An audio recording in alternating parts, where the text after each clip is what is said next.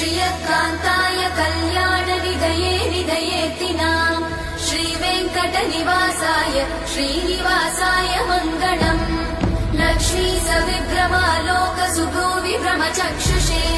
चक्षुषे सर्वलोकानां वेङ्कटेशाय मङ्गलम् श्रीवेङ्कटाद्रिशृङ्गाग्रमङ्गलाभरणाग्रये मङ्गलानां निवासाय श्रीनिवासाय मङ्गलम् सर्वावयव सौन्दर्य सम्पदा सर्वचेतसां सदा सम्मोहनायास्तु वेङ्कटेशाय मङ्गलम्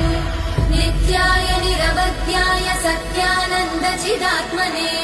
सर्वान्तरात्मने श्रीमद् वेङ्कटेशाय मङ्गलम्